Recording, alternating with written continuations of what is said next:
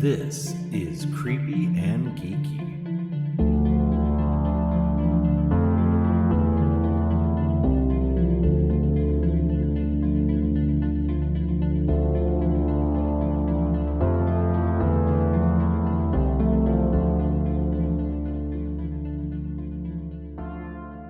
Welcome to Creepy and Geeky. I'm your host, Robert, and on today's episode, I'm continuing my series on Edgar Wright films with The World's End with Cat Voleur. But first, Donna and I are talking about the stuff we got into this last week. How's it going, Donna? Hey Robert, it's going pretty well. I actually went and I know we're going to talk about this probably momentarily, but I actually went out and saw a movie, y'all. I actually went to the movie theaters and saw a freaking movie, and I'm excited to talk about it at some point. But how's it been going with you? It's been going okay. I had a good weekend at my job, and uh, otherwise, I got to go see two movies this week, and I'm this last week, and I'm gonna get to go see another two this week. So that'll be fun, and Jeez. yeah. So yeah, no, it's been a good week. So it's all coming up Millhouse. So I can tell you that's like one of my favorite sayings for the plane. I it is, and whenever anything's going good, "Oh, man, it's coming up Millhouse. It's doing really good." So I literally have teaser trailers and trailers to talk about with Hmm. you. I have a feeling we're probably gonna be talking about a lot of the same ones, but Yeah. if it's okay for me to go first, I wanna talk about one teaser trailer that I'm Well, super excited. first, because I think I know which one you're going to be talking about, but let's first talk about Sinners. Okay, yeah, we could do that because I actually got to see it. I Oh my know. gosh. I didn't have to wait 15 years for everybody's work schedules to kinda line Yes. up. They Yeah. knew I was salivating. My kids knew I was salivating to go see this movie, and I didn't wanna do it without them, and they told me to go without them, and I didn't. I could not have this experience without them. So, Yeah. that's exactly what this was. This was an experience for me. Yes, this is quite an experience. I think this is my favorite Ryan Coogler film so far. I Um, think it definitely is it definitely knocked down Black Panther to the 2nd slot for me, yeah. just because there was so much to unpack in this, and I'm Oh man, still this is going to thinking about require a it, and couple of watches for sure. yeah, I Yeah. absolutely I don't know if I'm gonna go back to the theater. I'd like to if I can, if I Yeah. get time, but it's so layered and it's so I don't know, it made me feel so Yeah. happy to be a Black person. I'm just throwing this out there. No, There's just yeah. something about this movie, and it's yeah, it's a horror movie, but it's so much more than It's that. There's the horror part of it doesn't even come in until like a like good 45, I think maybe an it's an hour. hour in, yeah. Yeah. Before anything really horror starts. Oh They my gosh. really the best thing about this movie is that you get to know the characters and you get to Mhm. kind of like invest in their story before the horror begins. So Yep. when things start happening, you actually care about the characters. And that's what that was part of it, but also there is some stellar things going on in this about Mhm.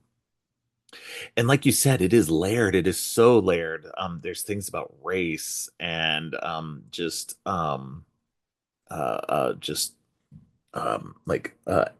like class and so Mhm. much going into this. It's a lot going on. There's this sequence in this movie that is so beyond like Yep. beautiful and um like it's so hard to explain, but It's yet it's hard so to simple explain. at the same time. It's crazy because when you And I don't want to see it say anything about no, it we're not because gonna say everybody should know exactly. you have If to you've seen this movie, you know what we're talking you about. know what we're talking about. If you haven't, you'll know when you see it. Oh, but it's It's so it's such fucking an ex beautiful. it's such an a love of expression and in this one scene, and it gives Hmm. everybody the chills. I don't Oh know man. how you cannot see that and still have that. Like, I was listening to the soundtrack earlier today, and when that song came on, I was just like, Yeah. I transported right back to that moment, and I thought, Ugh. "Geez, this is exactly why we go to the Ludwig movies." Göransson is such a fucking stellar um composer. He's He's amazing. he has worked on every single one of Coogler's films. They've had a tight connection. He's actually a producer on this movie too. This is the first movie he's produced, um in addition to being a composer. So Yeah, obviously and they've reached this stage of their collaboration, that he included him as a producer in this.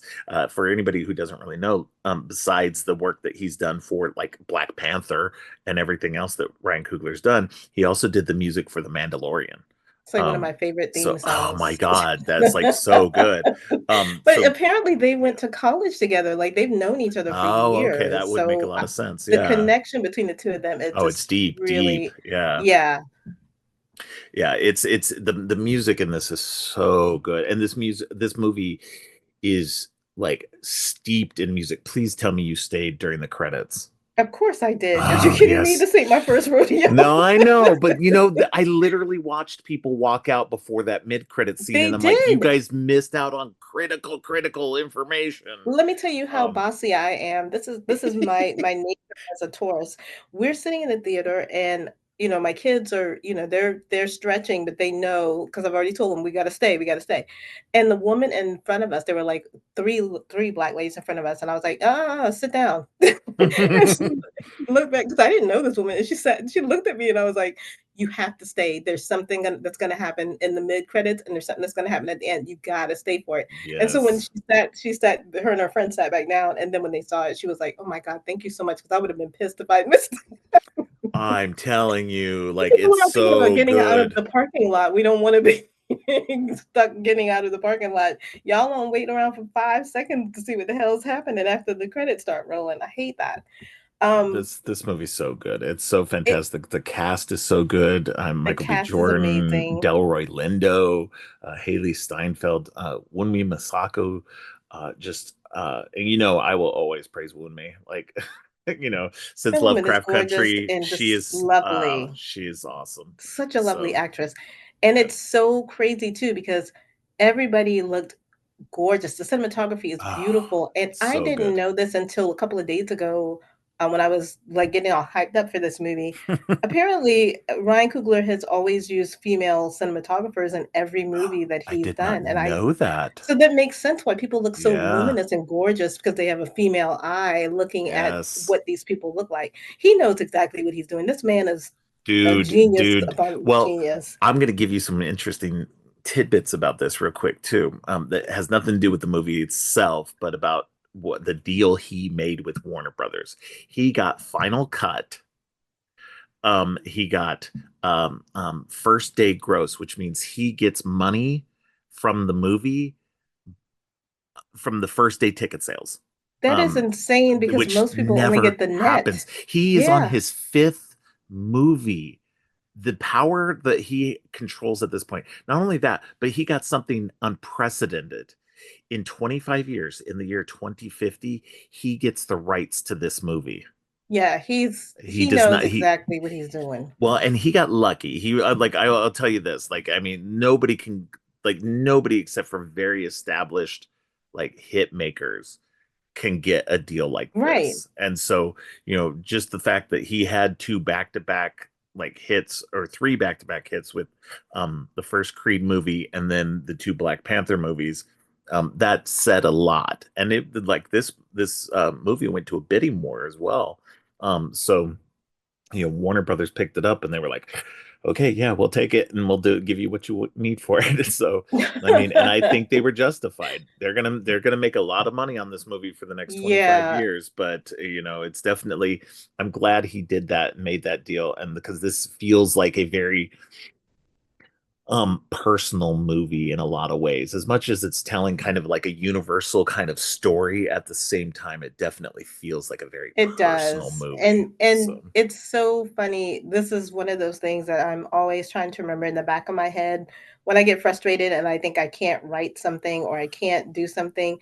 This man, Ryan Coogler, at one point was so broke he could not afford a copy of Final Draft, and his then girlfriend, who's now his wife, bought it for him and said, Mm, "You need to write these stories that are in your head." And look at where he is now. I mean, yeah. you really got to put forth the effort to believe in yourself No, that and paid just off put for her things out well. there. Yeah. I mean, she's a producer on his stuff too. I mean, this Yeah. clearly she saw the vision that Yeah, this man had, absolutely. and I love that for him. I love I'll be at every movie. I can honestly tell you anything that he puts out, I'm going to be. And I love the world building because, Lord, if this Oh is a my God. world building, if we get more I from really these, hope we get more in I this do world. too. This would be very cool.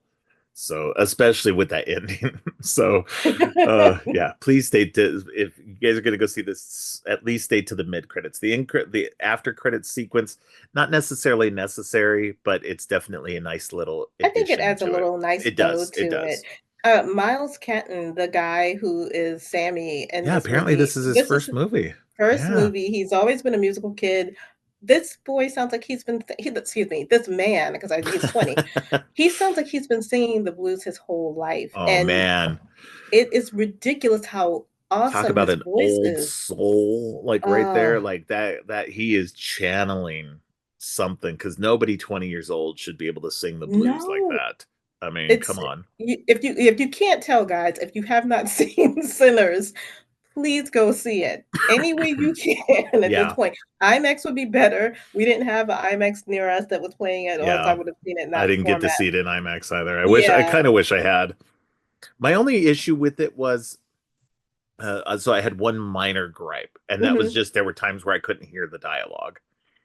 Yeah, There the were, sound was a little too yeah, loud over the actual dialogue, but yeah, once we get it on Blu-ray or whatever, you'll be able to put the yeah. subtitles Put on. the We can catch captions all the on. little stuff we Yeah. miss. Yeah. I'm just old at this point. I need the No, because captions. it was that way a little bit. Yeah. Even I could hear people in the audience saying that, like, what did he say? Yeah. And what did she say? Like, but yeah, definitely, it was a highlight for me. Like I said, I probably will do my best to go back before they pull it out of my theater. That's like around the corner from the house. But oh my gosh, I had so much fun. Yes. Yeah. No. If you can't tell, we both enjoyed it. And so yeah, definitely go check it out because it's definitely worth it. It's definitely a highlight of the year for sure. So, um, all right. Yeah, I think the teaser you were going to talk about it also played in front of Sinners for me as well. Um, I'm not sure if it's the one you're talking about, but yeah, go ahead and Probably tell not, us. because I will tell you the only trailers we had in front of Sinners was Until Dawn, which looks fun, and we've already talked Yes. about that one, and The Surfer, which also looks fun, Yeah. the Nicolas Cage film. But Yeah. the one I wanted to talk to you about may have been in front of your viewing is obviously the Eddington teaser trailer. Oh, I did not see that one in the thing, but I did see it like literally it dropped the next day after we talked about it. So I did include the link for that trailer in the show notes for last episode. So if you haven't seen that Yeah. trailer, check out the show notes for that one. But yeah, go ahead and That talk about it. is, well, one, it was just so crazy that I just told you about the poster, then I you started know. looking it up, and then we get a teaser trailer, and I thought, this could not have come at a better time because everything about this trailer looks fun, It It looks looks it like, go ahead. yeah. No. Go ahead. I Sorry, was I just was gonna say interrupting everything you. about it looks fun. It looks quirky in that Ari Aster kind of mode, but we also know that there is gonna be something really dark in this movie. Hmm. It's moving like a normal, social media type of thing, but then they have different various things that are popping up in the social media. Uh, Hmm. Clearly, Joaquin Phoenix is going against Pedro Pascal as mayor of the town. It's during the pandemic. We've got Austin Butler being like some kind of self-help guru. We're Yeah. seeing Emma Stone talking about her husband, who I'm assuming was Joaquin Phoenix that she was referring to. Um, it's a lot going on, but it's interesting to see it kind of in the social media kind of format that Yeah. we're all used to at this point in our life. Right. No, I like that. Now on the poster, which we talked about, the little tagline on it says hindsight is 2020, but not 2020 like the vision, like 20 slash Right. 20. It's 2020 the year, which was A the year of the year. pandemic. So yeah, it's definitely going to be talking about that. I love that this is going to be a pandemic movie. Like Ari Aster talking about like things that are uncomfortable. There's obviously like according to the um in the trailer there's apparently like he's a sheriff and there's some murders Hmm. going on in the town as well. It's like quick, you barely notice it, but there's Hmm. something going on with some murders in the town and stuff like that. So there's a lot going on, and so I'm like, this is gonna be really interesting, and kind of hope he's kind of gotten back to the Ari Aster that we like I feel like he after did Bo because is afraid. Yeah. even the music for the intro for this trailer kind of harkens back to like Hereditary or Midsummer. There's Hmm. something very kind of scary with this music. So I'm curious as to where this is going to go. And it also comes out pretty quickly, like July, I think.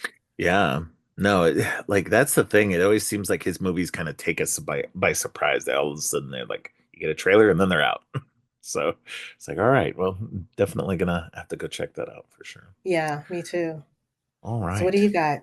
So I did get to go see another movie this week. Earlier in the week, I got to go see the new movie Freaky Tales, which is an anthology movie by oh my gosh, I'm forgetting their names right now. But they're the directors of the Captain Marvel movie, which was interesting, like completely unrelated. But this is an anthology movie. It's Anna Boden and Ryan Fleck.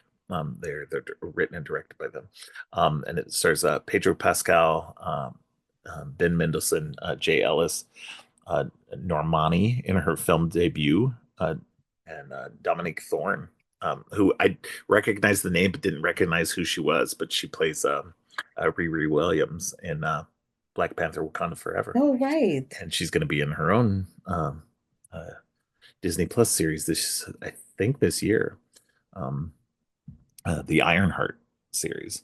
So yeah, so this is an anthology set in 1987 in Oakland, California, and it's kind of got some they're all interconnected. It's kind of like I saw somebody um saying it in a bad way, that it was kind of like Pulp Fiction but in a bad way. But it has that kind of vibe of the kind of the stories all interconnecting and different people doing Hmm. different things and stuff. But I liked it. It's a lot of fun. It's got a great soundtrack. If you if you kind of like 80s punk and like R&B, hip hop kind of stuff. There's a nice little weird mix of all that in there. So it kind of really worked for me because I kind of like a little bit of all of that. But the cast is great. The stories are fun. It's over the top. Um, there's some weird shit going on. Um, Too Short is one of the producers on it. The rapper Too Short. He's one of Oh, the really? Yeah, he's one of the producers on it. He's a character in it. Um, the what's his name? There's a basketball player. Oh, what's his name? Shoot. Hold on just a second. Let me pull this up.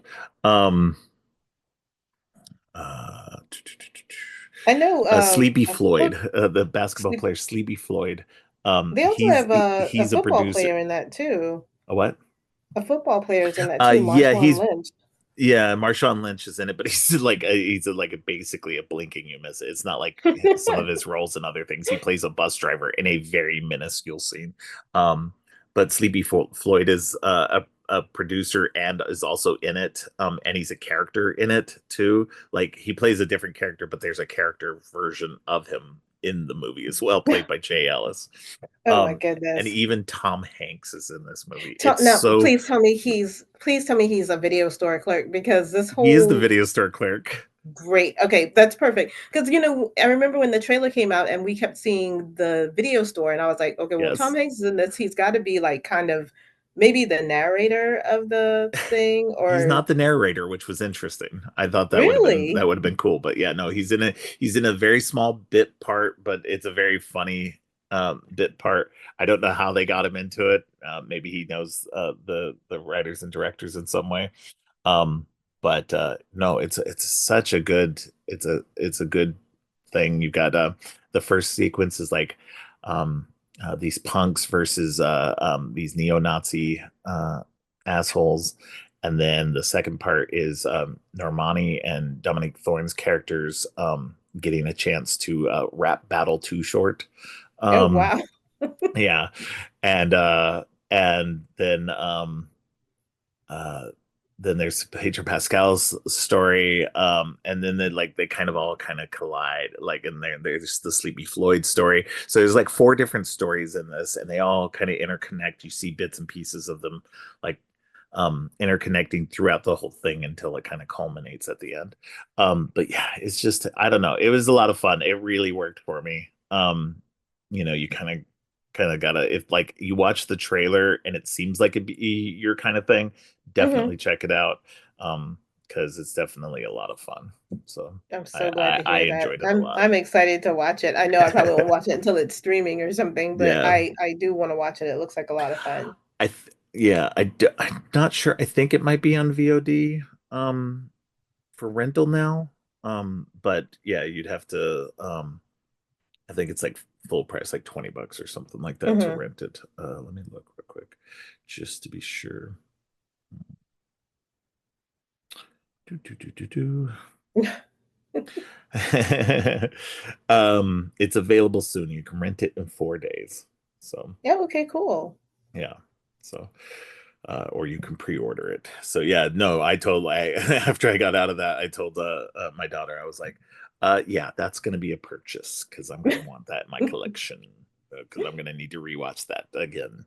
So but yeah, no, so I that was my other movie. So all right, what was your next thing?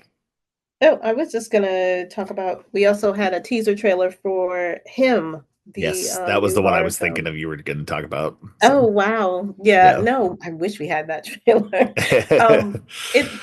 It looks very scary. It looks very they're at a sports compound, and it looks like it's clearly a lot of sacrificial things going on. Yes. I don't know So, where this is going, but I'm interested in it. yeah, so here's the premise. So I pulled this up. This is what I was pulling up beforehand. A promising young up and coming football player is invited to train at the isolated compound of a dynasty team's aging QB1. The legendary almost retired quarterback, played by Marlon Wayans, takes his protege on a blood chilling journey into the inner sanctum of fame, power, and pursuit of excellence at any cost. So, yeah, looks interesting. What did you Uh, think when you saw this trailer, this little teaser, though? like at first, like when it first started, I was like, oh, it's just another football movie. But then shit gets weird. And then Marlon Wayans was in it. I was like, oh, what's going on here? And then it was like Jordan Peele, and I was like, okay, I'm in. So Well, I mean, he's just producing it. He didn't write it. He didn't direct it. He's just right. producing it. But He it's a doesn't big attach his name to things unless he knows that it's going to be exactly. good. Yeah, Yeah, the whole teaser looks interesting. Tyreek Withers Tyreek is Withers. Yeah. he's the young protege, and I don't know if you've ever seen the show Atlanta, but he was on one of my favorite episodes. It was kind of one of their horror centric episodes, Okay. and so this kid is phenomenal. The flashes that we see in the teaser trailer, a lot of blood. We see like there's some sacrificial stuff on the floor. At one point, this film was actually supposed to be called Goat, and I'm guessing it was because it had a double entendre of the greatest of all time and then sacrificial goat. So Yeah, I'm yeah. I'm curious where it's going to go. I know it's not going to end well, probably for half of the people in this movie, but I'm there. I'm definitely gonna check this out.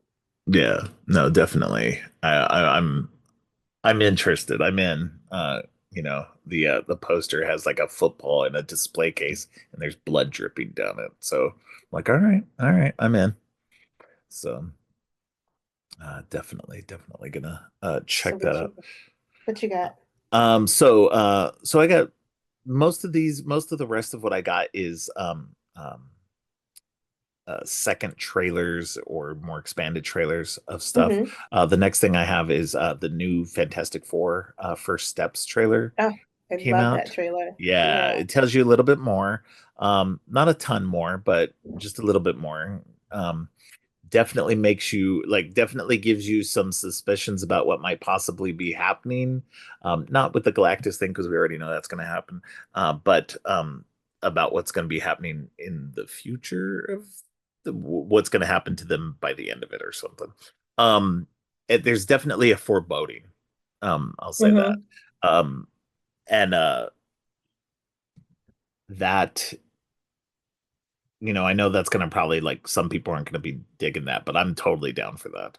Um, Sometimes we need a little sad ending. so Mhm. so I'm hoping that that's going to be the case. But it definitely like my still my like other than my one teeny tiny little gripe about them, the cast looks perfect in their roles. We finally got to see Mr. Fantastic stretch a little bit in this one, and the effects look great. So we'll see how it turns out, but I think this is gonna be really really good. The Yeah, cast look and this longer trailer, like you, I was glad that we got to see Mr. Fantastic do his stretch thing because at that point on the teaser, we just seen all the others. Um, it's definitely it was definitely nice to see it fleshed out a little bit more, but not give us too much. That's one thing I'm grateful for. A lot of the yeah Marvel trailers, they don't give you too much. No, I hate trailers yeah that give you the whole movie, and you're like, okay, thank you right. for that. You're like, well, why do we even There's need to go at this point? But this gave you just enough to keep you interested and go, oh man, I can't wait to see this, or I cannot wait to see how this is going to unfold. yeah. Um, Plus, you get to see, Galactus's giant foot walking in the street, which is amazing. I and once Yeah. again, as a comic book person, I never thought I would see these things, and it Oh my always God, wows yeah. me every time I do. Right? Um, Like there's some people who just take it for granted because they've lived their most of their lives in the era of comic book movies. mhm, But like people just don't understand that when we you grew up in the like 70s and 80s and 90s, there wasn't crap, you know. yeah, And what we did get, barring the first couple of Superman movies and the first couple of Batman movies, um, the rest of it was junk. Like there was not that much that was great that we could hold on to that we could be like, no, yes, this is so awesome. And so yeah, no, like seeing actually well made, well done, well acted, like top name actors actually doing stuff, like it's a whole nother level. Like yeah, it's I don't just think I ever would have, in my wildest dreams, imagined right. seeing all of these characters breathing and being on a large screen to Played by this. A-list people. It's So crazy. Everybody wants to be in a Marvel movie now. Back in the day, mhm. it was like, oh no, nobody wants to do that. Yeah, everybody wants to do it now. It's Exactly. amazing. I love it. And the other trailer, that was one of my trailers, but I'm glad Mm, that you brought it up. But the other kind of longer trailer now we had was the 28 years yes. trailer. I am so hyped to see this film. It's ridiculous. Like, I cannot wait to go and see this, and then hopefully 6 months later see the other part. Yeah. Um, yeah, what are your thoughts on this longer trailer? Um, it was interesting. We got a few more looks at the zombie that's not Killian Murphy, but Cillian which Murphy? looks a lot like Killian Murphy. Um, which I come on, it's got to be like They they knew what they did they when keep they put they that keep, guy in this movie. exactly like they keep pushing him into the like even the stupid YouTube like still that's on YouTube shows him. It's like come on, like people know that's him, so stop playing like it's not him.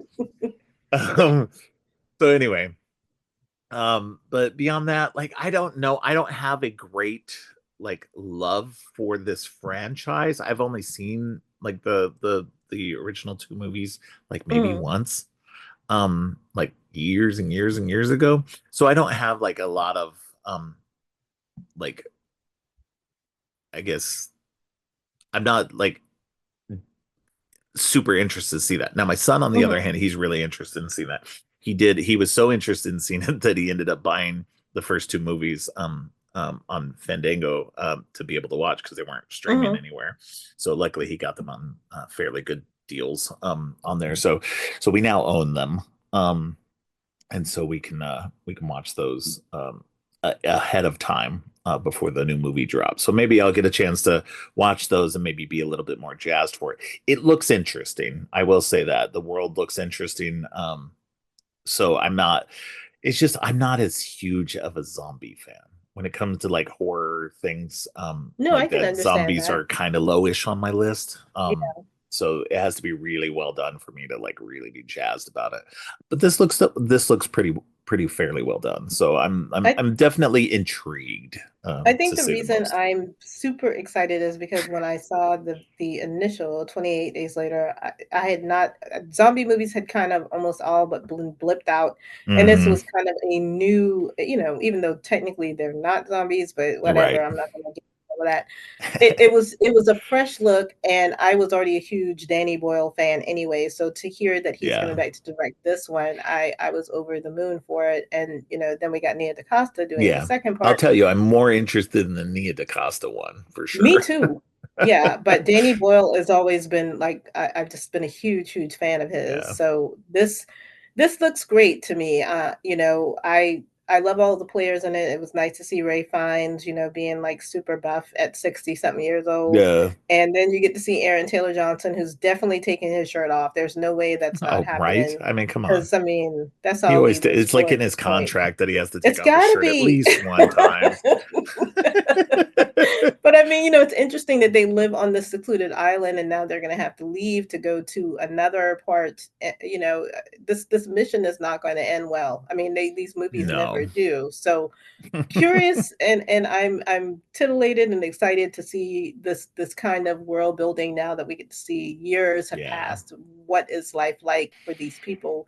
And I'm guessing probably very on the edge still, just because you Yeah. just never know who's going to breach your area. But yeah, I'm excited. I can understand if you're not into zombies. I just happen to be. So Yeah. there's there's no rhyme or reason. I just want to see it now. At this point, I'm Yeah. obsessed.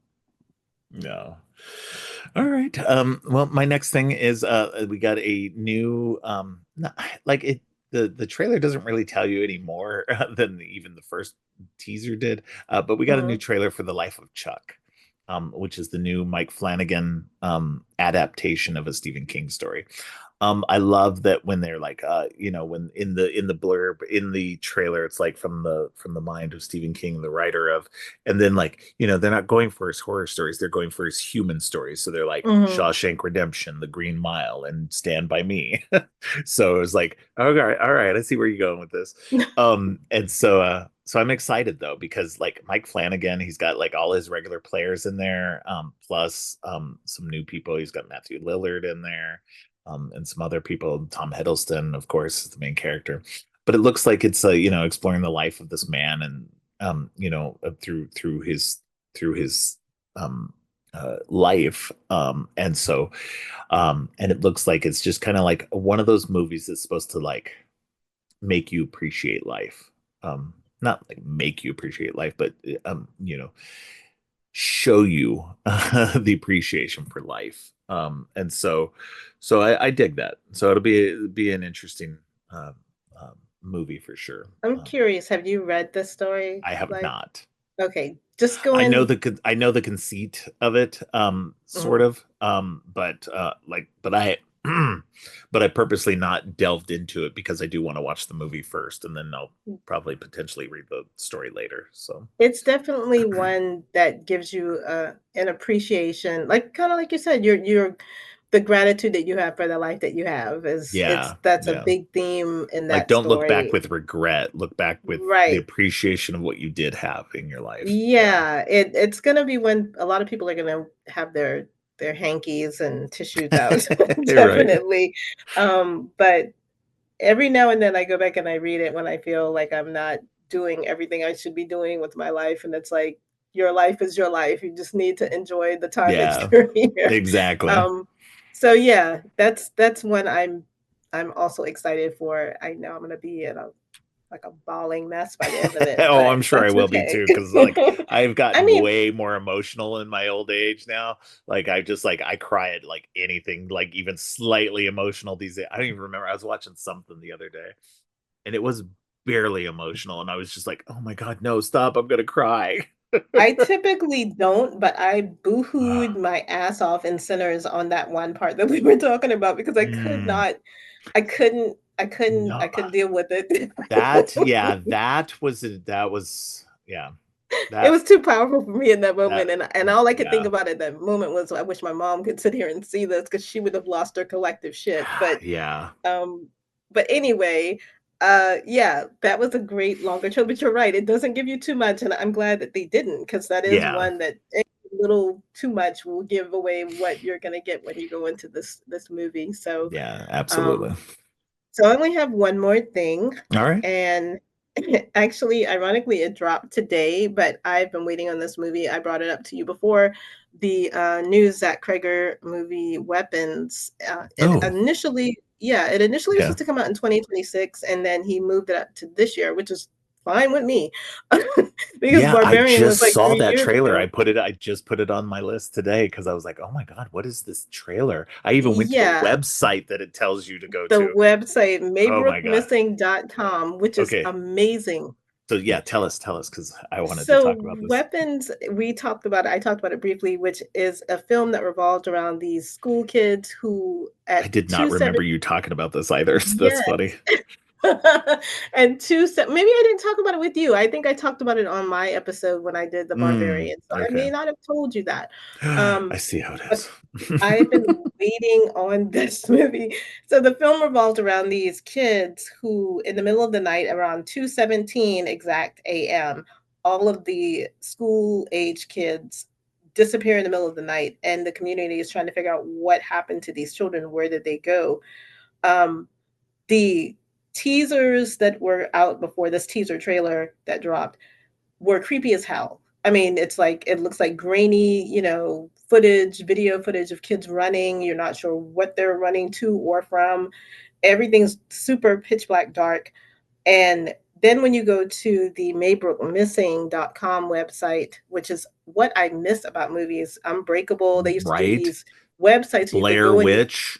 right, and you feel like a little Oh, detective and you get all yeah. hyped up, and I'm so glad that Kreger brought this back, because you I can didn't go even realize there. this was Kreger. I should have from the website because it had the stupid little news blurb about a woman The finds book, right, a the thing rental like a home. yeah a basement under the rental home. I was He like, found a way to oh tie man, in Barbarian to yeah, that. So I'm really hoping that he keeps this kind of flow going. It's got Josh Brolin, Julia Garner. It's got Amy Madigan, Benedict Wong. This is going to be an interesting film for sure. I don't know if it's a Pied Piper kind of thing. I don't know what weapons means, but after you see Barbarian, you realize that Barbarian has a lot of meaning once you watch this hmm, movie. So I'm curious to see what interesting, weapons means for him. The yeah, one word titles, that's when I get like super hype. yeah. So this is some interesting stuff. Like I was looking it up while we were talking, and there's some interesting little bits of stuff. This, of course, like you said, was Zach Kreger. It prompted a bidding war between Netflix, New Line, TriStar, and Universal, with New Line winning it within 24 hours after offering $38 million to cover all costs, including film production and salaries, with Kreger receiving $10 million for his part as writer, director, and producer, and final cut privilege in addition to a guaranteed theatrical release. Jordan Peele, Yeah. Jordan Peele parted ways with his longtime managers, who were also Kreger's manager, after losing the auction. Oh, wow. So, like, he wanted this movie so bad, and he felt that he should have gotten it because of the shared managers. Hmm. That he's like, nah, screw it. I'm done with you. You didn't help me get this. So that's crazy. And also, so Josh Brolin is starring in it, but Pedro Pascal was originally cast to He star was in it. originally cast But for it. Yeah.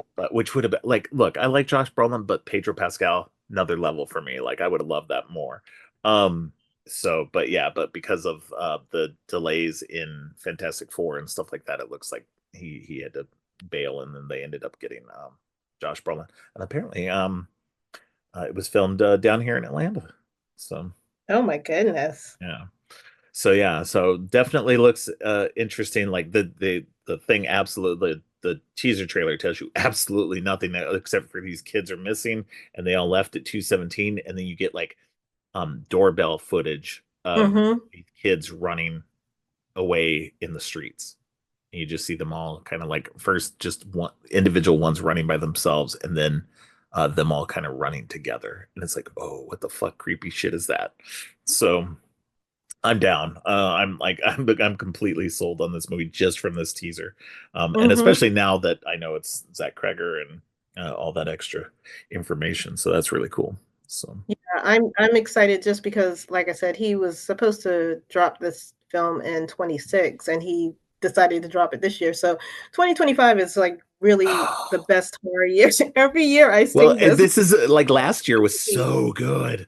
Yes. And this year's starting to shape up pretty good. Like there's some stuff coming down that's looking good. But like so far there's been some really good stuff this year too. We're So not even halfway through the year yet, and we've we're already not even got all of close. Yeah. these bangers out of the gate. It's Yeah. crazy. So it's gonna be a very, very good year. So So that's my last one. all right. Well, I got a few more. We're getting season 2 of Poker Face, the Peacock TV series with Natasha Lyonne. Um, Love it. they dropped a trailer for that with a whole new slew of like famous guest So stars. many. Oh my So gosh. many, like way more than like I think everybody's like, okay, we're all in for this stupid thing. Please put me into some kind of episode, so I'm down for this because the first season was great. And it's created and run by Ryan Johnson from Knives Out. So, and it's a mystery show, so it's really fun. Um, Very funny, lots of fun. If you haven't seen Poker Face on Peacock, please go see the first season. And then check out the trailer for season 2 because yeah, Or, it's gonna be a lot of fun. if you're a lover of mystery of the week type shows Yeah, and you get to see it's I love these kind of shows because I grew up watching Columbo with my mom. So it's right. like you get to see the killer, you get to see, all of the players, but you have to figure out how they do it. And Charlie figures it out in such a unique way every Yeah, time. It's just it's wonderful. like an episode of Knives Out every week. Every week. Oh my gosh, love it. All right. So we also got the final trailer for Thunderbolts, which comes out not this week but next week.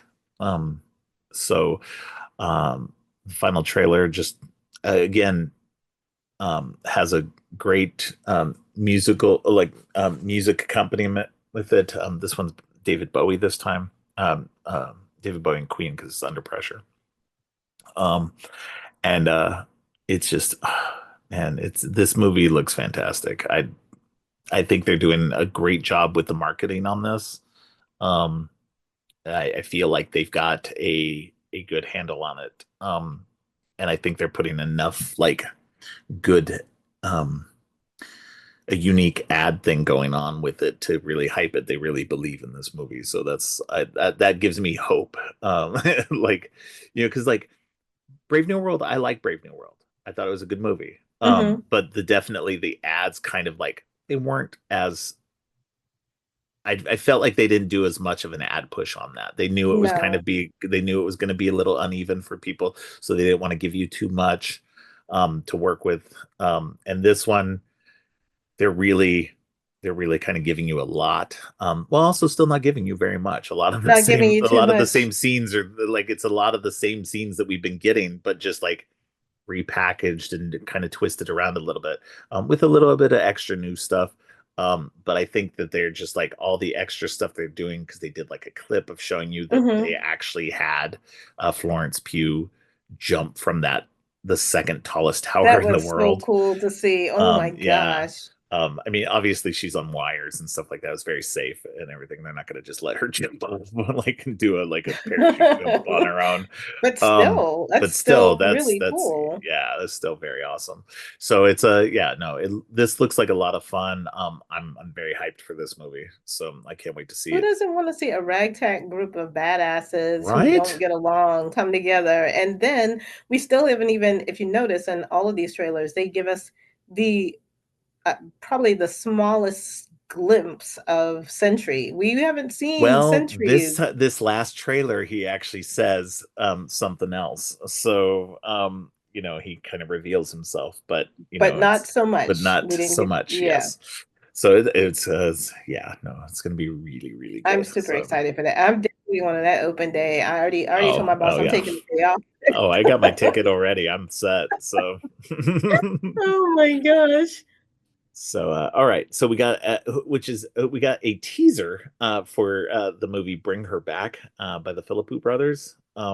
They, which was weird because we already got a trailer, we already got another teaser, but now we get a small 1 minute teaser Hmm. that kind of tells you a little bit more about what's going on, kind of in a way. It's still very confusing, very intriguing. Not confusing in a bad way, confusing in a good way. They're definitely telling you a bit without telling you enough.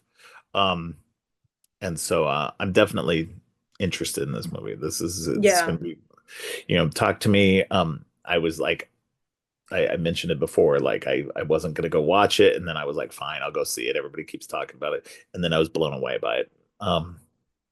So yeah, definitely I'm going to give them a look on this one.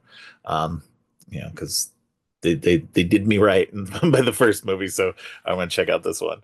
But yeah, it looks uh really good and really creepy. So, um, but yeah. So I only have one last thing. We got a trailer for the remake of Toxic Avenger this week as well. No, I Um, still have not watched that. um, I don't think it's come out anywhere. Um, I mean, the trailer has, yeah. But I think it's still coming out sometime this year to theaters. It's like got big names in it. Peter Dinklage actually plays Hmm. Toxic Avenger in this. So it's a unique little twist. I didn't mean little as a pun. Um, but it definitely looks interesting. I do have a signed copy of Toxic Avenger, the first Toxic Avenger. I met Lloyd Kaufman at a convention a number of years back and got a signed copy of that. So I wouldn't say I'm a huge fan of it. The first one's fun, for sure. And the but I'm definitely intrigued by this version. I know they're kind of only just slightly associated with it. Right. I think Kaufman's only a producer on it. Just because he created it and everything, but it's pretty much all like he gave everybody free reign to do what they wanted with it. So it looks fun though. I'm definitely I want to see what the Trauma fans are gonna think of it though at the end of it. So I mean, I'm super excited to see it just because it's directed by Macon Blair. He did Green Room and he did yeah, uh I think it was Blue Ruin. I can never remember yeah, Blue the Ruin, yeah, yeah. So, clearly he's a fan or grew up watching this as a teen yeah, and yeah. wanted to give some love to it. So I'm sold. Yeah, no, definitely. I'm definitely down to check it out. I may end up having to go see this myself. I don't think Katrina will be too interested in seeing it, but who knows? So sometimes I got to go to the weird stuff by myself. So, Oh my gosh. but before we move on to the rest of the show, why don't you let everyone know what you've got going on in your show this week? So, just continuing doing my recaps of The Last of Us season Yeah. 2. I'm also throwing out some little Monday minisodes of like top 5 whatever the hell is on my brain. I did top 5 zombie starters a week ago, and I think for this week, I'm going to be doing top 5 Hive Mind movies. So Okay. just so that I have a Monday place card for people who haven't watched The Last of Us or Right. aren't watching it. I wanted to at least give you a little something. And so they're like 10 or 15-minute episodes just to kind of give you something to listen to if you don't care about that show. You should, but if you don't, that's fine. Yeah, no, definitely. I'm catching up. I haven't seen the latest episode of The Last of Us just yet as we're recording this, but I will probably before this episode drops. Um, but yeah, no, I'm got to get caught up and watching that stuff. I just finished catching up on a Paramount Plus TV series called Ghosts, which is a little sitcom about this couple that runs a bed and breakfast, and the wife of them can see the ghosts that haunt the bed and And the breakfast. various ghosts and how they died. Yes, I love yeah, that show. I it's haven't so seen the funny. American version. I've only seen the British version. Oh, the I haven't seen the British version. I've only seen the American version. I just caught up on the American version. I might check out the British version, but I don't know yet. From what I understand, the American version is cute. Everybody loves Yeah. that Oh, one. yeah. So No, you're it's probably really not good. missing anything. Like Yeah. I think the first season was exactly like the first season of the British one. So you're fine. You don't have to you don't have to do it if you don't want to. Yeah, no, they but yeah, it's a fun show. So if anybody's looking for something light and fun and kind of goofy and stuff, check out Ghosts. It's on Paramount Plus now. So I will tell you that's right what now, one of my favorite ghosts is the senator or whoever that died with his pants. in the American version, it's he's a Wall Street guy. So Oh my gosh. yeah. Can you So imagine that's your afterlife outfit? Like yeah. whatever you're wearing is your Yeah. afterlife Yeah, I mean, outfit. they do a really good job at covering him up. You never see anything, but like the ghosts will occasionally say something about how he's showing something underneath because he has no pants or underwear on. So Oh so my yeah. gosh. That's why I'm just gonna keep wearing horror stuff. That way, Oh, that'll be my afterlife uniform. I'll be yeah. comfortable. Yeah. Right. Yeah, let's hope I don't die in my sleep. So Oh no. Oh my gosh. I don't you telling us too much, bro. All right then. On that note. So now that I've scarred everybody, okay, everybody, stay tuned for the rest of the episode, and we'll see you again next week, Donna. And until then, Alrighty. stay creepy.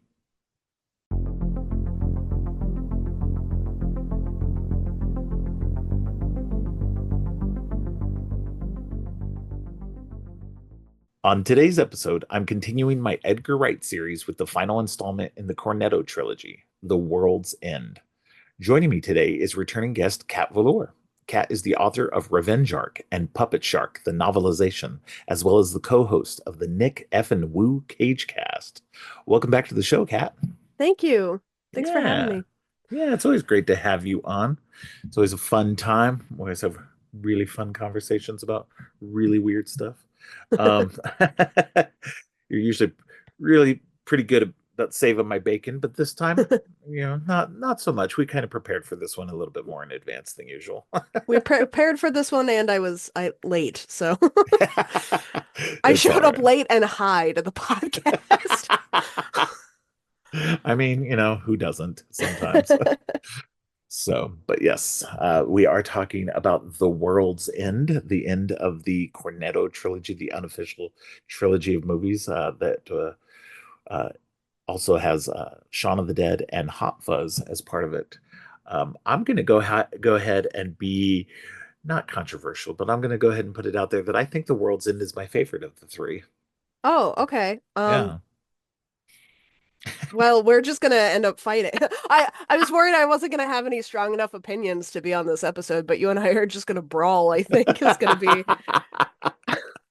No, this is my least favorite by Oh, like kind of a interesting. wide Interesting. Well, so I say by a wide margin. Shaun of the Dead is my favorite by a wide margin. The Right. World's End and Hot Fuzz are close-ish.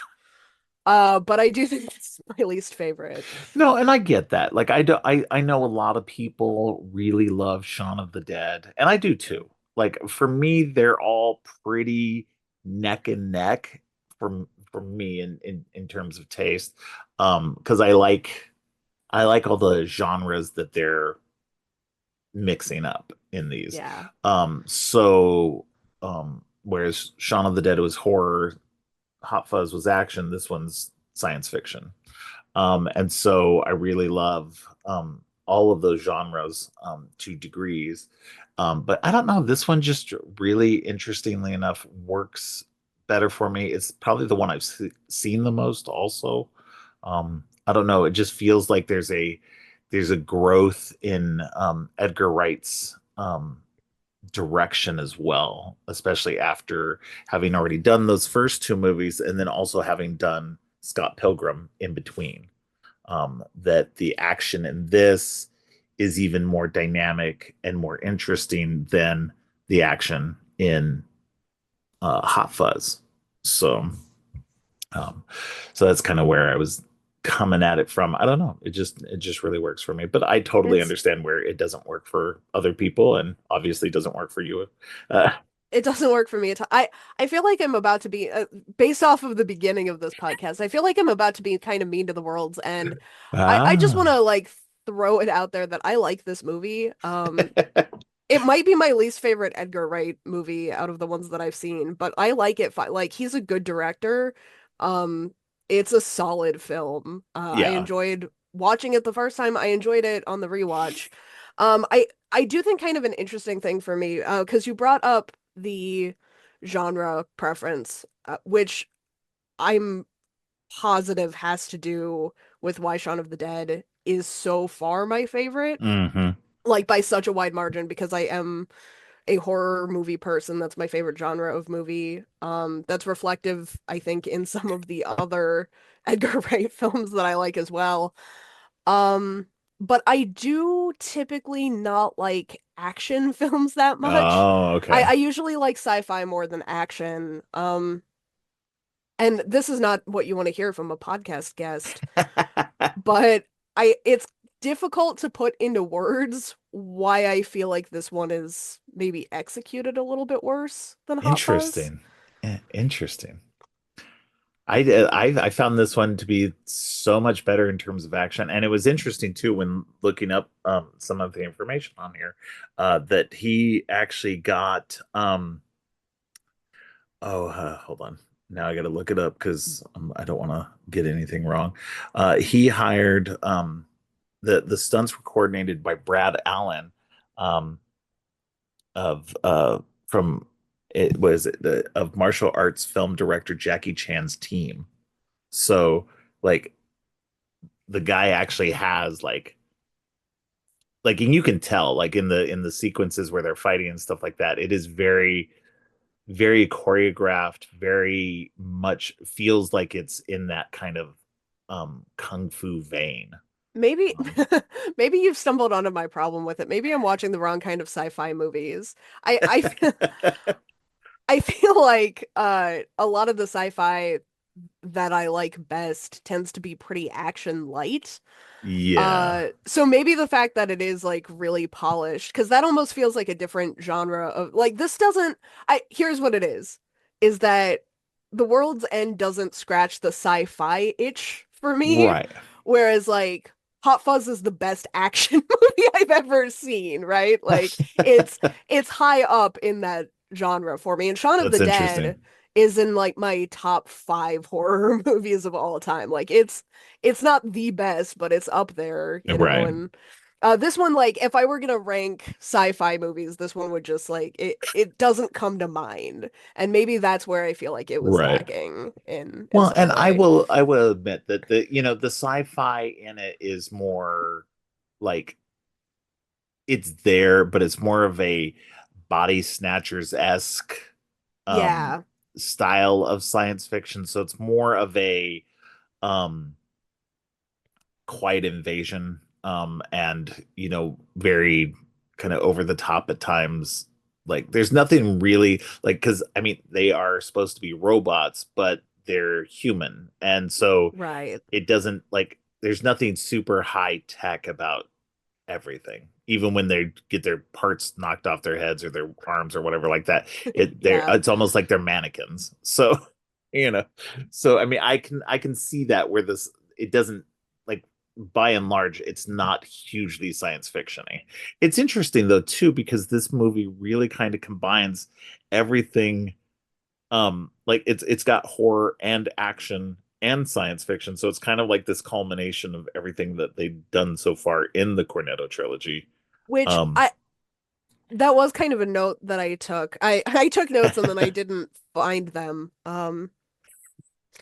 Because I've been out of state. My office is a mess. Uh, but that it was one of the like things in trying to figure out why this one is at the end for me because like Shaun of the Dead, I'm not going to say it's not cross genre at all because it's like a horror comedy and Hot Fuzz is very much, it's got an action movie and it's got this satirical element like like an it's also action slasher comedy. yeah. Yeah, well, and that's what's But interesting. It's like the first one's like a horror comedy, the next one's like horror action comedy, and then this one's horror action sci-fi comedy. It's I, like they just and keep adding things to it. but that was kind of one of the things that bothered me. I think maybe The World's End is like overreaching, which I feel bad saying that because that makes it sound like a failure, right? Right. But like and it was for me. Like I didn't like this. I didn't like the way that it, you know, held up to the first two. But I do, it's one of my favorite things about Edgar Wright as a director is that he's like constantly overreaching and it sometimes you get like brilliance, right? Yeah. Where you're like, oh shit, these things shouldn't go together, or you shouldn't be able to do that with a camera, or you're $2 million over budget.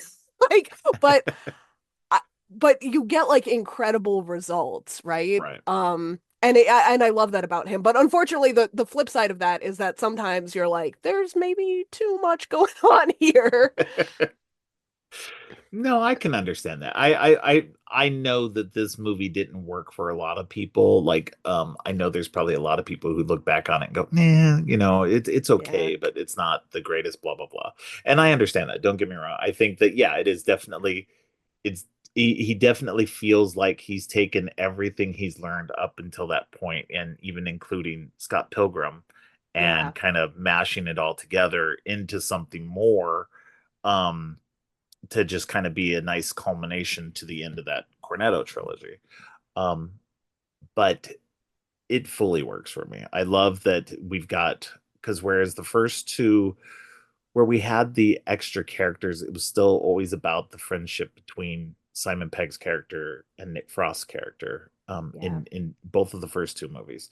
And then this one, yes, that core friendship is there, but it's also expanded out with the other three friends, and it helps flesh out their group and fleshes out a dynamic there that just adds for me a lot more to the characters and a lot more to the overall story. See, So. that's interesting. That's another thing. That's another thing that I kind of like better about the other two is that those they have really good chemistry. I like seeing them on screen together. I think maybe like if this had gone on for oh God. I promised myself I was gonna like stay on track. And I'm just not gonna do it. Yeah, it's all Um, right. but it's like that it's a big pet peeve that I have is when they have like two very coherent kind of parallel movies in a trilogy and then they have one that's just another thing, you know?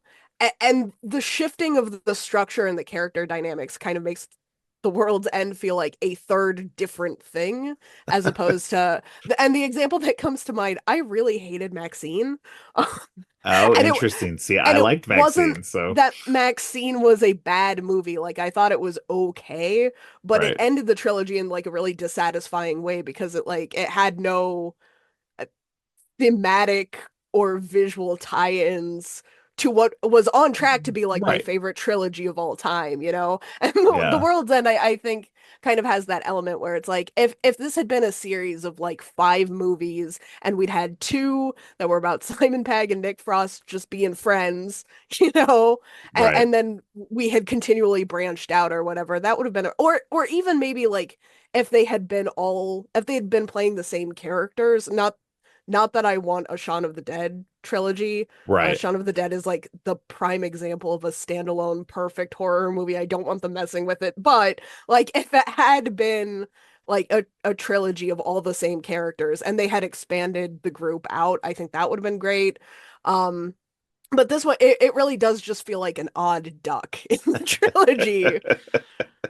I can understand that. I do think that because there is still the core friendship between the Simon Pegg and Nick Frost characters, that at least that's still the heart of the story, that even with the other three as part of the group, they're still like they're still kind of the where they've got more, I feel like more screen time than some of the others in the other two movies, that they still are kind of not not part of that dynamic that Peg and Frost have. And so I think that you still have that in there, especially because it is very much a part of the movie that they have this falling out and reconciliation and everything. So I feel like it's still there and you can still see it. You can still get something from it. But I also understand for those people who don't like you, where Yeah. you could be frustrated. Um, and I understand your complaints about Maxine as well. I liked Maxine. It's probably my favorite of the three. But it's not because I don't see the three movies in the X trilogy as being like thematically that close to each other. Like even, Pearl to X is like, yes, it's dealing with that character, but it's also like, I don't know, it's just so far removed from what X was that, it just, I don't know, it didn't fit for me. It's a good movie, Oh, see, but Pearl and X are like one of my favorite double features. I was waiting for Maxine. I was like, I'm going to make a day annually to watch all three of these movies back to back. And then I was like, I was walking out of Maxine, like, maybe not, maybe just the first. I will admit there are bits of Maxine that I think would have been better if they'd been done differently. I Yeah. think that there's moments in that movie that and this is not going to be an episode about Maxine, but there are definitely moments in that movie that I think should have been expanded upon, that didn't, and that was where I think you left out a lot of people.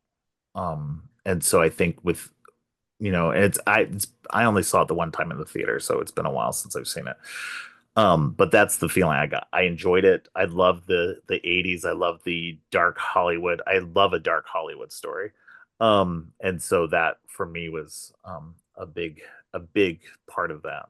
So, but anyway, I that, go ahead. much like Maxine though, I do think that like I think I'm harsher on The World's End because you are putting it up against like two movies that I really love, you know?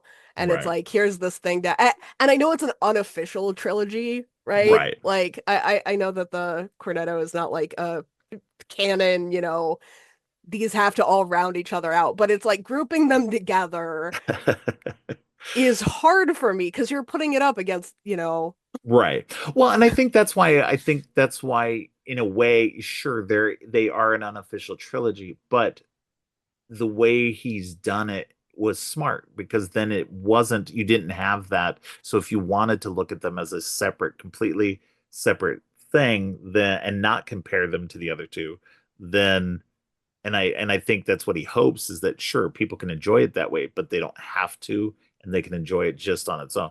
Like my wife, she doesn't care for either Shaun of the Dead or Hot Fuzz, but she really enjoys The World's End.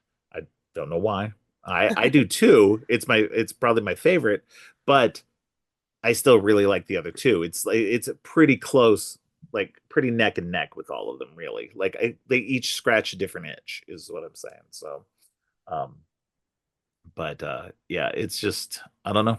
It's interesting though. That is, Um, and much Go ahead. I wish Ty West had given me that option, where I could just separate them. But that's another thing too, is that if you do want to like, because we're big in my household about doing like movie marathon days, where it's Right. like, oh hey, we all have the day off. Let's, like pick a theme of movies, and that's something that on my own I'll still do that like anytime I get sick or whatever, and it's like I'm having a Hobbit day or Yeah. but it's like I've never done that with these movies, and I do think that it's because I know that I'd be ending on like the world's end. Um, it's the Maxine problem all over again. Where it's just like Yeah.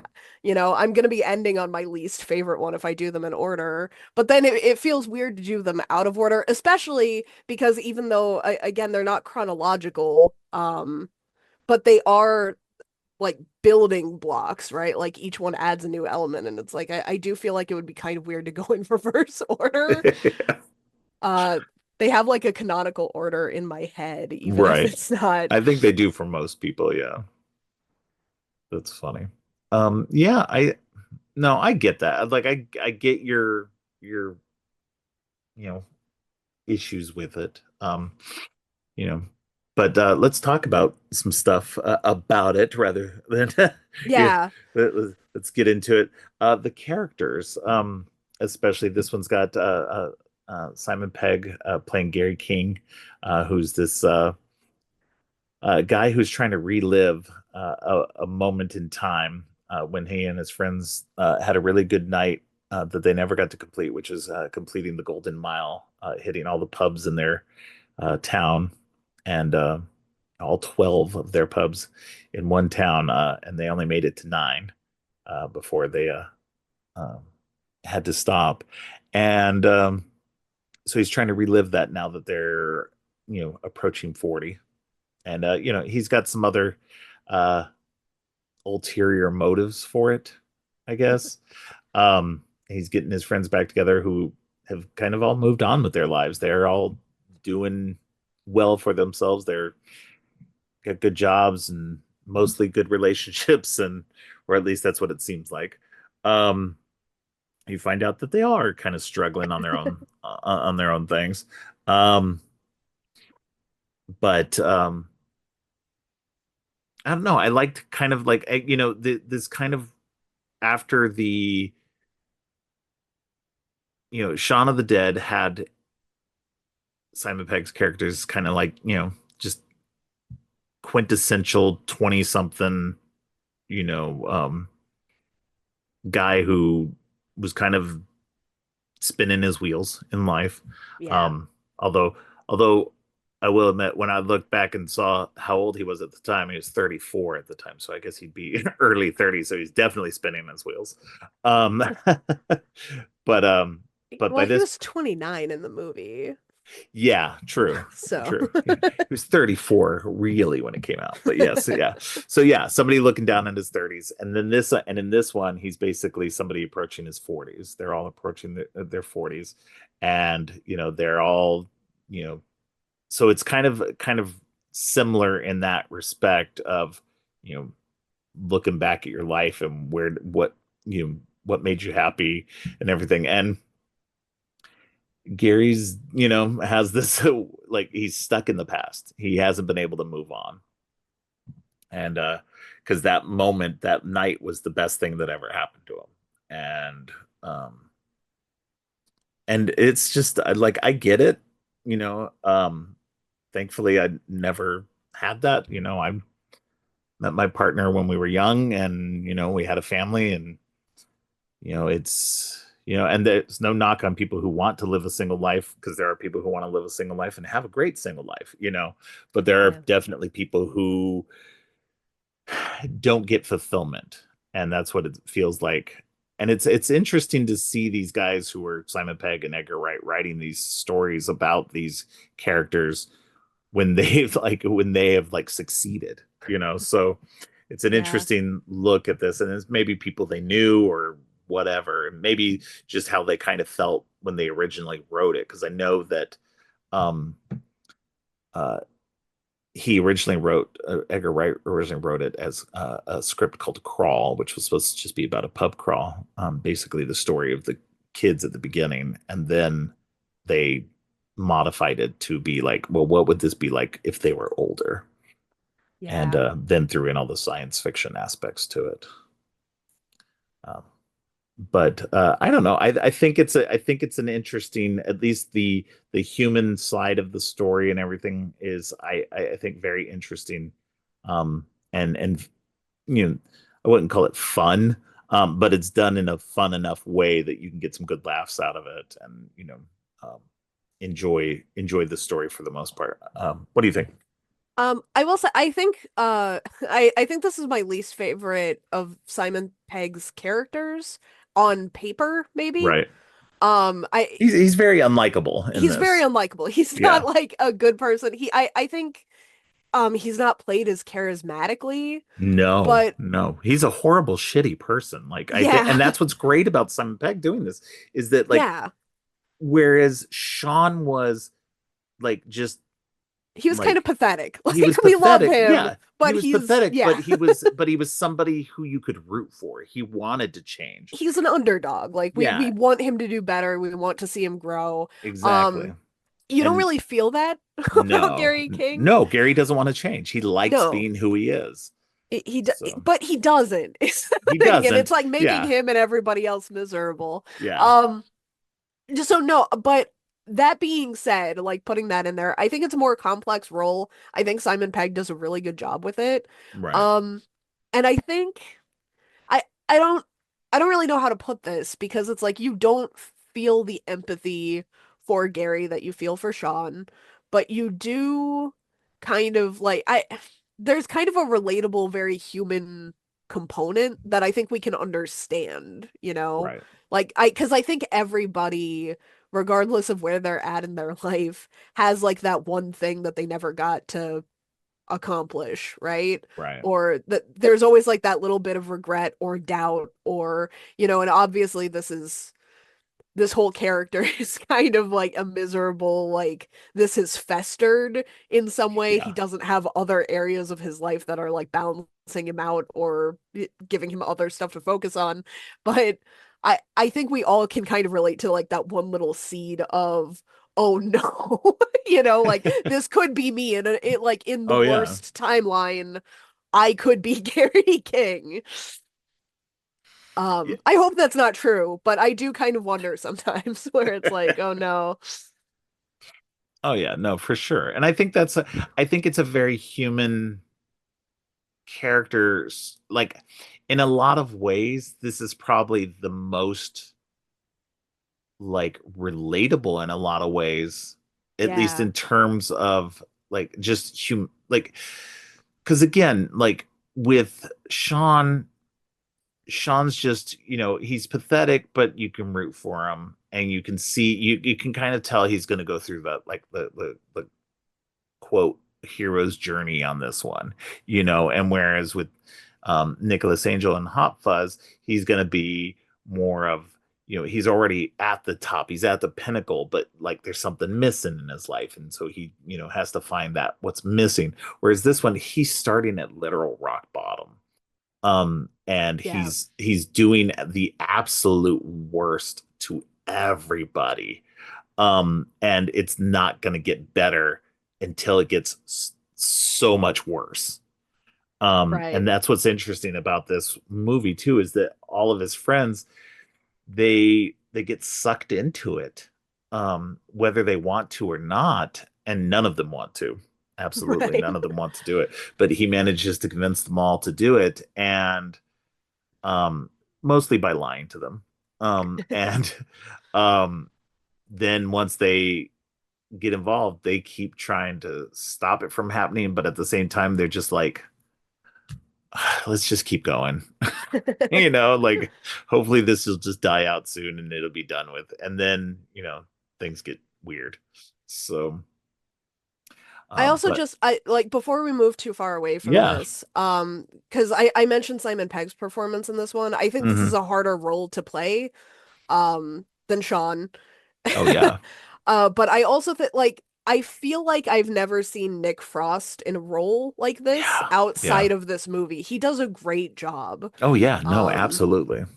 He's fantastic in this so because good. he doesn't feel like he's the um just the secondary the best friend in He this. He doesn't feel feels like like he's got a whole arc of his own.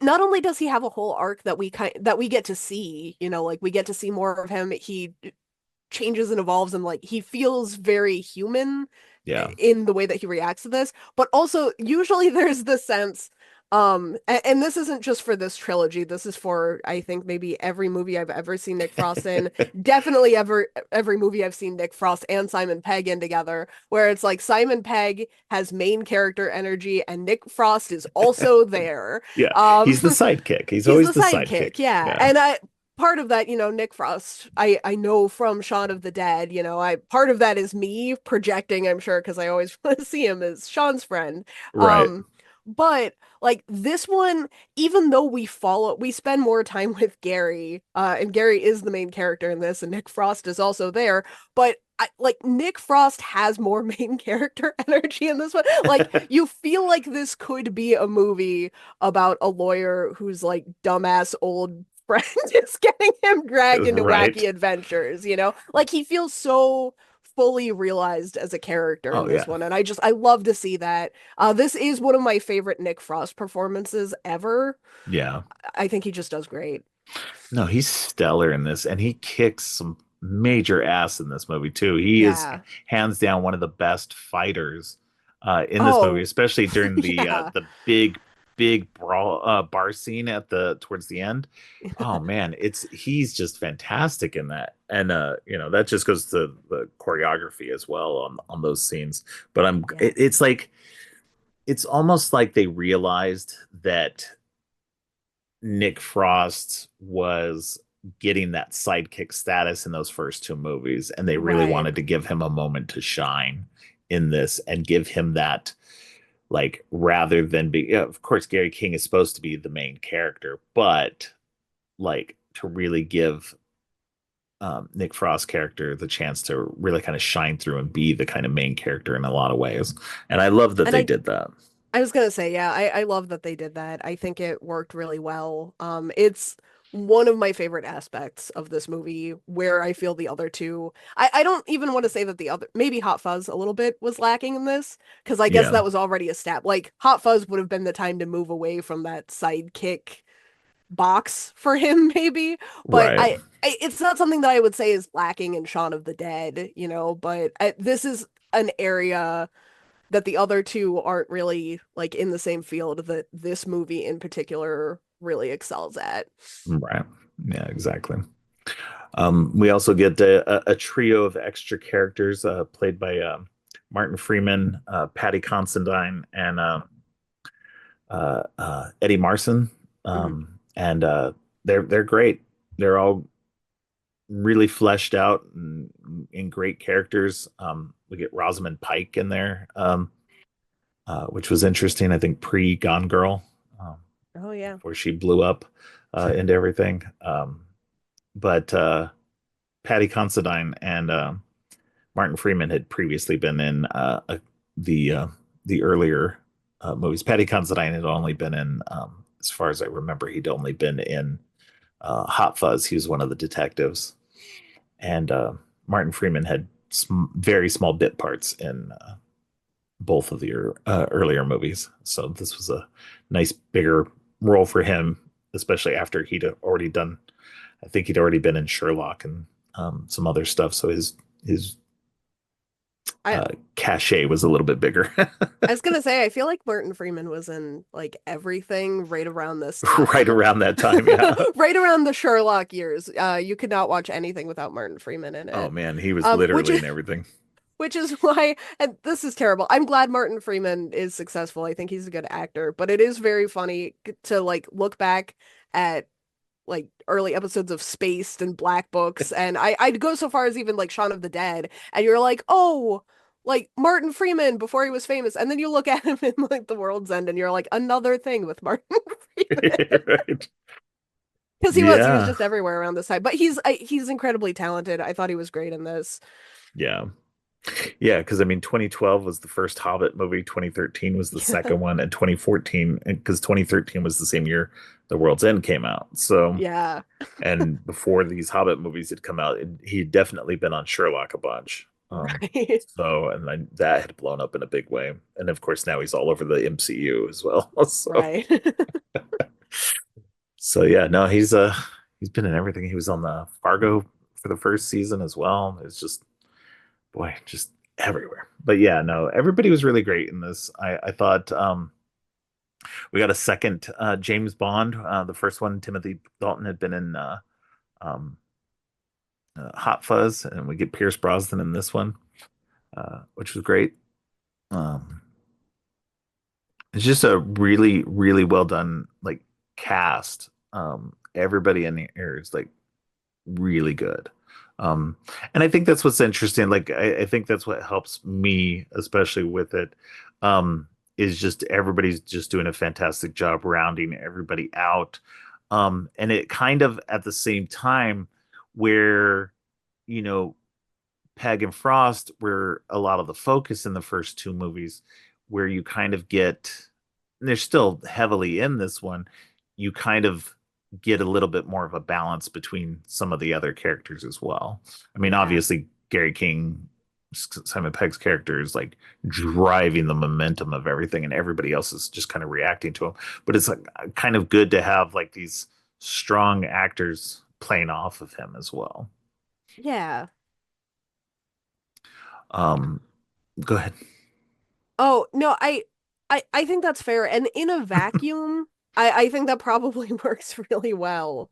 Um, because it helps, especially with like speculative fiction films, Right. something that is a little bit more high concept. Having a full cast that is so talented and that plays off of each other so realistically, it helps it feel more grounded, you know. Right. And it Kind gives of it, grounds I the think, a stakes a lot too. right, because you feel like these are real people, even if the situations, get a little bit crazy. And Right. and it helps. And I think it gives it a wider appeal as well. Like I know that a lot of my favorite science fiction movies appeal to me because I'm a giant nerd. Whereas like this, I feel like, there's a little bit of something for everyone, you know? Right. Yeah.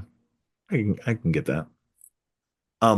This one's let's talk about the science fiction a little bit in it. They discover along the way that that some of the people have been replaced by robots that look like the people.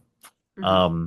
And turns out that a good portion of everybody in the town has been replaced because everybody running around very just starts, as they're walking from pub to pub, everybody's just kind of staring at them. Um, and very, what would we say, like body snatchers, kind of Stepford Wives vibes.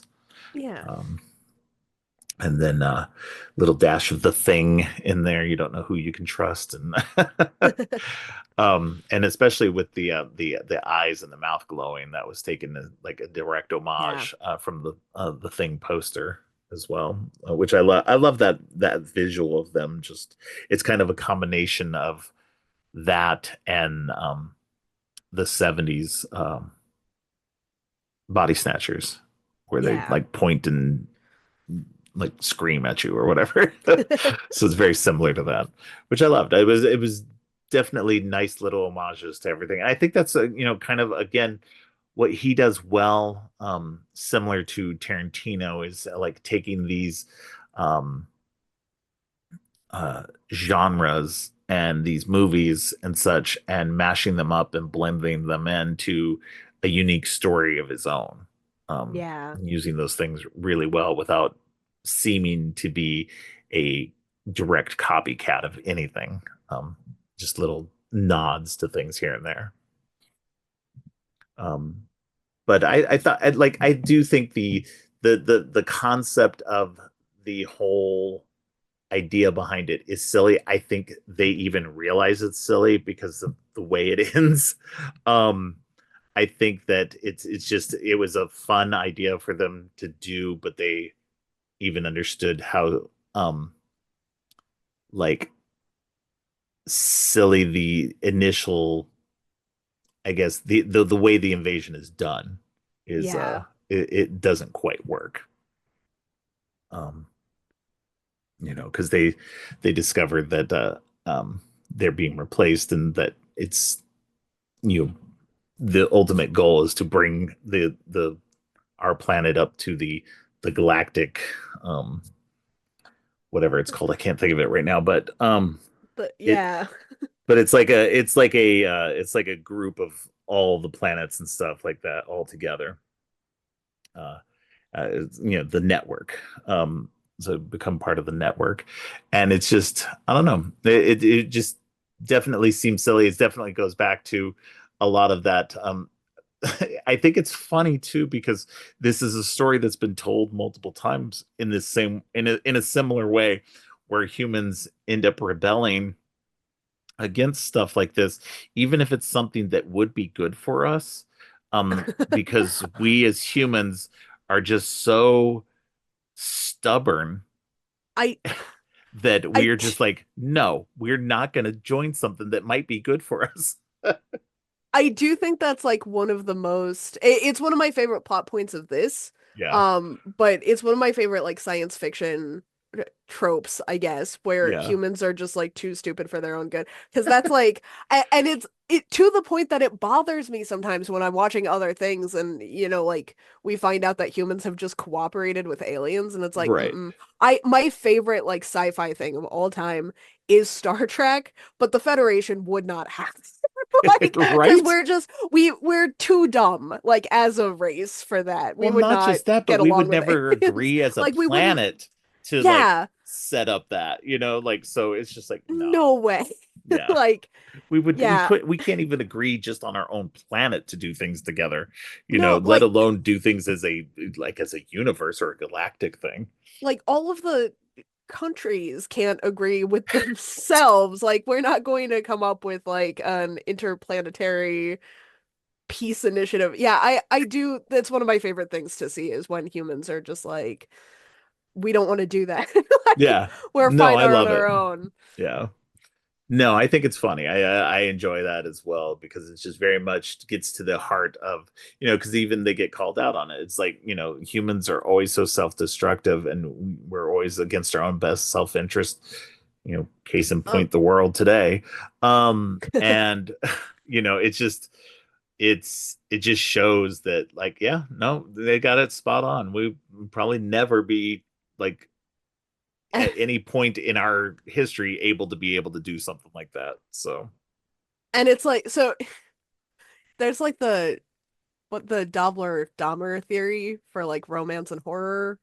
Uh where like the audience response determines what genre it's in. We need to have one that's like horror sci-fi as well because that's one of those like if an invading species is like join us for your own good in a horror movie, the correct thing is not to listen, but like right.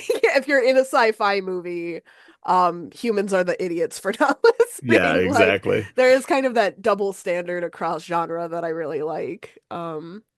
I think that's interesting. It's something this plays with really well. While we're talking about genre and before, like to cycle back around to what you Yeah. were saying about the homages and the kind of Easter eggs, Yeah. I had a question for you, Hmm. um, about that because I am not as cross-genre media literate. I know horror really well. I picked up on the thing, the body snatchers parallels are pretty Right. obvious. Something that I noticed about Edgar Wright's films, both in this trilogy and I guess generally, is that there are a lot of horror references.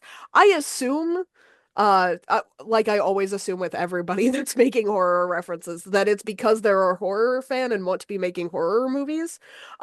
Right. But are there like other genre movie references like in this trilogy that I've been missing out on because I just don't watch other kinds of movies? Like, am I missing a lot of nods to stuff? Like, Well, I mean, in Hot Fuzz, yes, Hot Fuzz has a lot more action references. There's things that are okay. done in that are direct references two other action movies. Even I didn't catch them all. It was like I was looking through, I think, IMDb's like trivia thing, and like, Okay. oh, okay, that makes sense. That bit makes sense as to, what it's referencing and stuff.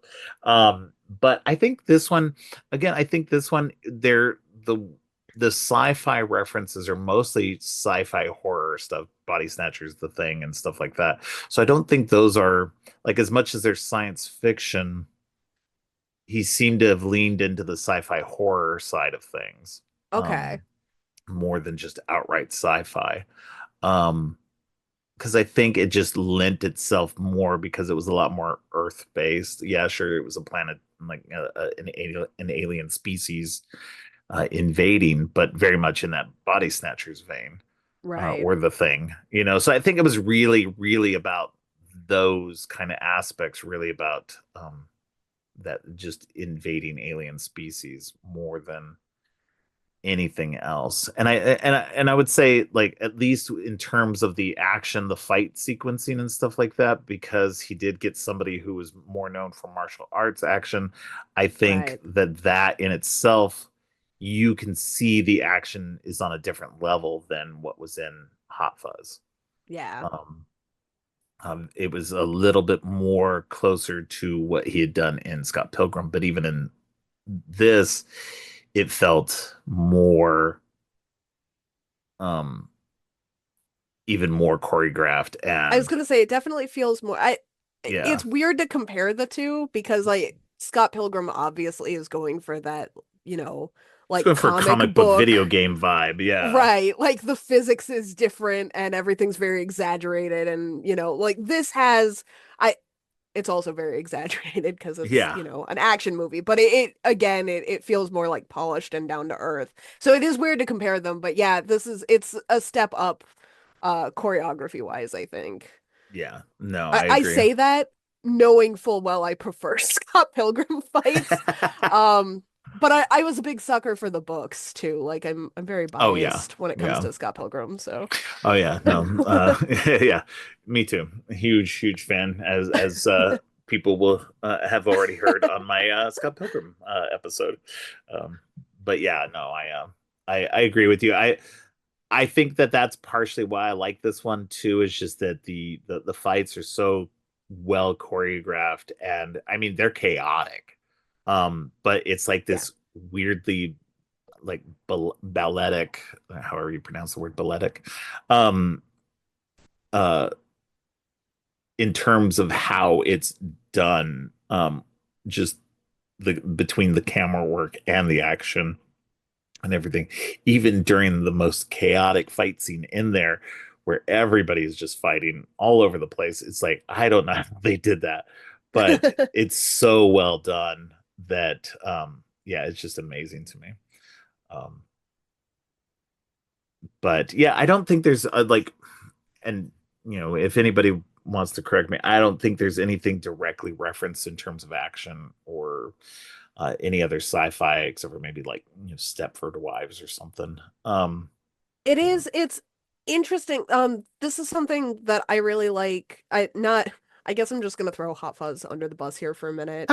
Um, I was gonna try to focus on things that I think this did a little bit better, since I was so mean to it in the beginning. I don't think it does it better than Shaun of the Dead, though. I think I had a weird like lapse in the middle with Hot Fuzz because even though I really enjoy it as an action movie, I did not pick up like any of the action references. So from my angle watching these, it's like there's a bunch of horror reference uh, moments in Shaun of the Dead. Like it feels very catered to me.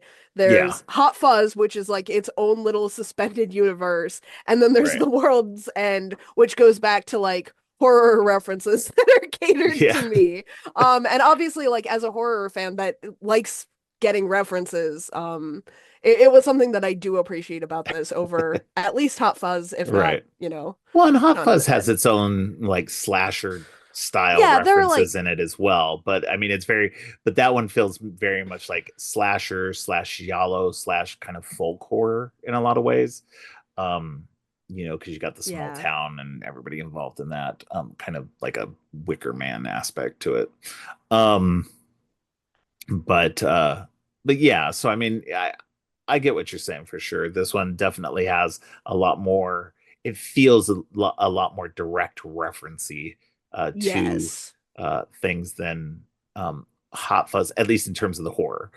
Whereas like with the action stuff, it's a lot more direct in terms of that. And if you don't know action movies, then yeah, you're not going to get the stuff in Hot Fuzz at all.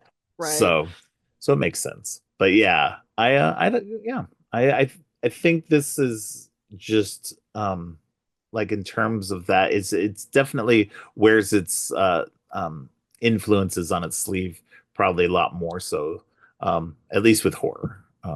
I think so. Yeah.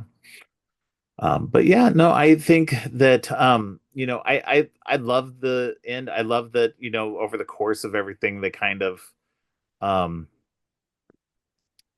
resolve some stuff. Nick Frost and Simon Pegg's characters kind of resolve their relationship a little bit. A little bit. Little bit. And there's kind of happy endings for most people involved in the movie, even though the world actually does end.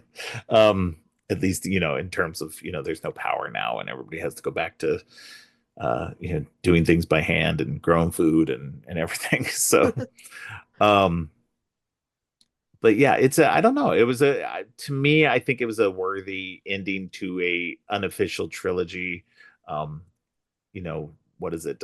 Shaun of the Dead came out in 2004 and The World's End came Yeah. out in 2013. So not even a full 10 years to get all three movies. So it was pretty nice. I mean, it had the longest gap between movies because Shaun of the Dead came out in 2004 and Hot Fuzz came out in 2007. But then he made Scott Pilgrim in between it in 2010, and this one came out in 2013. So the 6 year gap between Hot Fuzz and this one. So, um, but yeah, I think just it was. I enjoy this one a lot. Trying to think of some more stuff that we can talk about directly, but I mean, honestly, we covered a lot of it. I love the robot design as much as it's just like they're mannequins. I kind of liked it. They were able to pop their heads and their arms back on, and in the one case, the twins, she was able to put her sister's feet Sisters. onto her arm sockets and fight that way. Um, but yeah, That is what I don't know how to say this where it like sounds good. I'm back on my nonsense with the unconventional compliments, but right. the simplicity of the android design of the blanks, I think Yes. was really nice.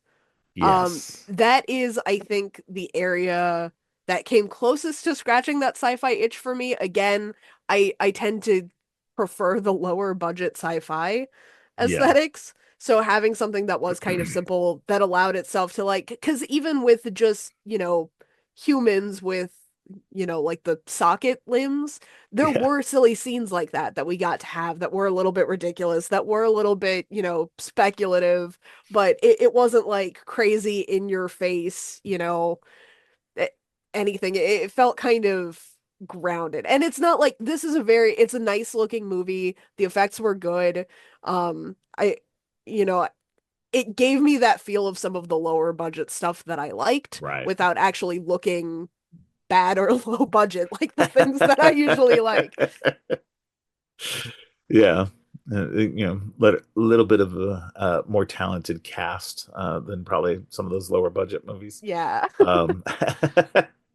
Um, yeah, no, I agree with you. I like what they did with it. They didn't go too high-minded with it. I love that the heads were easy to break. Yeah. It didn't take much to actually just, bash one of their heads in.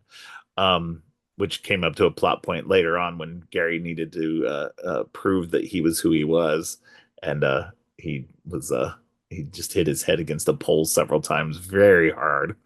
Um, and yeah, it's just I don't know. It definitely worked for me. Obviously, it worked more for me than it did for you. Uh Yes, but I one It other wouldn't nice thing, and we it kind of wouldn't be you coming on the show if you didn't have either one of us didn't disagree about something. I know it wouldn't be a show if I didn't come in expecting not to have strong opinions and then suddenly just decide to pick a fight like spur of the moment. Right. We talked about this as well, but just like while I am saying, I like to end on good notes for movies that I like, but was uncharacteristically mean to. Um, to its credit, the end, I do really like it in movies, when the world ends. Like, I like it when just objectively the protagonists have lost. Yeah. Like, um, which is this movie isn't necessarily set up in I Edgar Wright's arcs tend to be a little bit more complex than like regular story structures. So this isn't set up as like a quest to save the world or anything. Like we have these resolutions. I think they're a little bit messier. Yeah. Like they're not tied up in as neat a bow as with Shaun of the Dead or Hot Fuzz, but I think that works really well for the kind of narrative that this Oh is. yeah. And I like that we are able to have like these sort of internal resolutions and these smaller scale like, victories, as it were, while Right. also the world does just like it's unrecognizable at the end of the movie in comparison to It's the beginning. And I always like I have so much respect for movies that have the balls to do that. yes, yeah. No, I think it's interesting too because the world loses, but they win. Yeah, They win for themselves. They win their own personal battles, right. but the world loses in the process. But here's the thing, the world was going to lose anyway. Right. It was one or like it was going to The happen world one way didn't or the really have a other. chance. Yeah, exactly. So the fact that they managed to save themselves and not become like, not to I don't know. Like that's it's the interesting thing though too is like in the end, would it have been better to join the network for everybody like that was left, rather than have the planet be like, you blanketed in a worldwide EMP, and have to restart over. Right. I don't know. Like, it's kind of like, would it have been better or not? So I don't know. But, they all seem to end up the main characters that went through this journey, they all seem to manage to be in a happier place by the end of it. Yeah, Maybe not a better place, but a happier happier. place. Yeah, for each of A, their own sakes. a more mindful place. Yeah, exactly. All right. Well, yeah, no, that's pretty much all I can think of for this. I really like it. It's probably the one, like I said, it's the one I probably revisit the most. But even then, I hadn't seen it in a couple of years now. So it was fun to get back and uh, revisit it. Um, but did you have anything else you wanted to say before we adjourn? Yes, any directors, any writers, any like movie people that are listening to this, even though this is not my favorite movie in the whole world, I do very strongly want more horror stories specifically, but also any speculative, like high concept movies that take place during or are focused on a pub crawl. Like I just there's so much potential there. Right. It's a weird little like sub niche that Yeah, I'm constantly looking for. I love that. Do more of that, please. that's funny. Everybody. Do you have examples of other movies like this?